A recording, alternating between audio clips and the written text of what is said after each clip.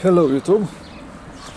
Today I had some time, finally, some free time, so I took the opportunity to talk about the flint. The other days, one of my friends asked me to give him a piece of flint, so I gave him something like that. This is a fairly heavy piece of flint. I gave him the flint through an intermediary, so after some time he phoned me, called me, and asked me what about this piece? How can it be splitted into smaller pieces? And he asked me if it was okay for him to use a hammer. Well, the hammer is not a very good idea for the flint. That's because the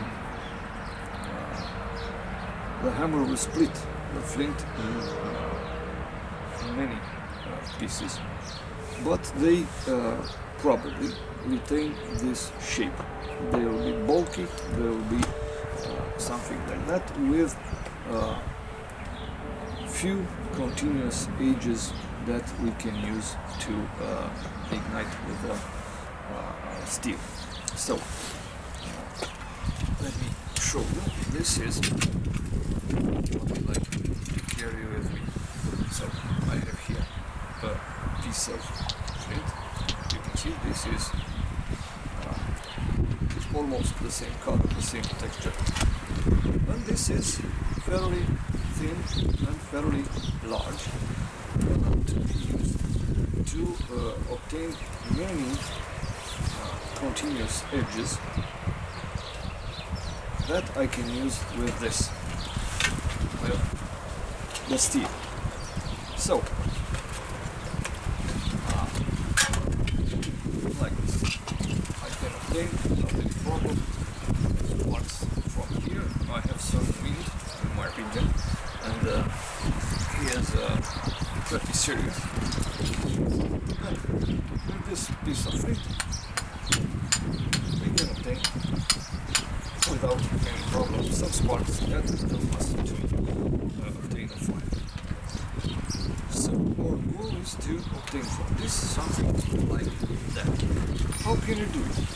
If we take a hammer or a rock and whack it like this, as I said, we will split it into many other pieces that will be also bulky, that will not help us to obtain that shape. So what can we do? We must use advantage of that property of the flint that will break in slices. So we will choose a side and we will hit our piece of flint.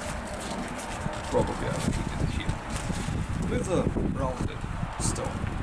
And due to my hitting, this will break, and the piece from here underneath will be available to us. Let's try, let's see if this is really what we will obtain. It's not, because we had this wedge that was higher than the interior, so it won't off only the edge, but we can strike it like that to obtain what we are interested in. As you can see, we have here some sand. That is not a very good portion to hit. Let's try another and hit again.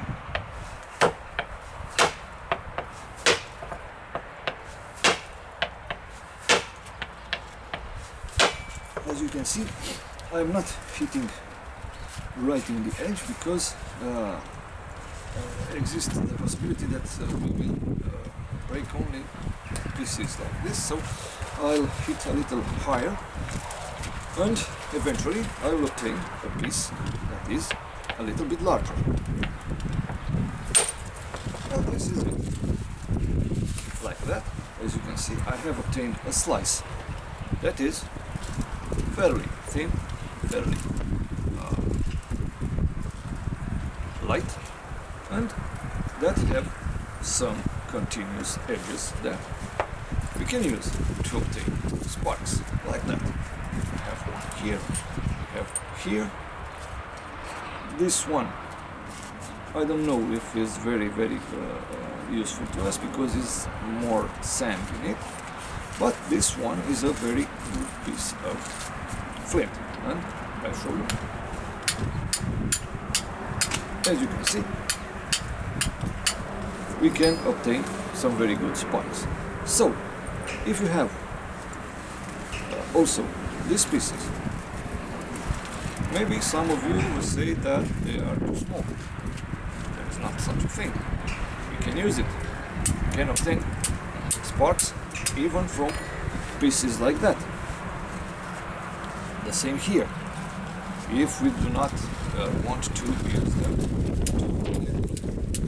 to some arrowhead or something like that, we can use even these small pieces to obtain sparks. So, in conclusion, if we have a bigger piece of flint, we do not use a hammer or a rock to whack it, but we will hit on the edges with a slightly rounded stone, so that due to our hitting, a piece of rock will dislodge itself, and I don't know, it really looks like that. Alright, so due to our hitting, that piece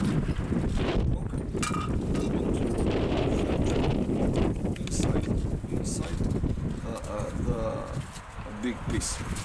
This is the way to obtain some fine and usable pieces of flint that we can use to make a fire with the traditional steel. This is all for today. A good weekend to you.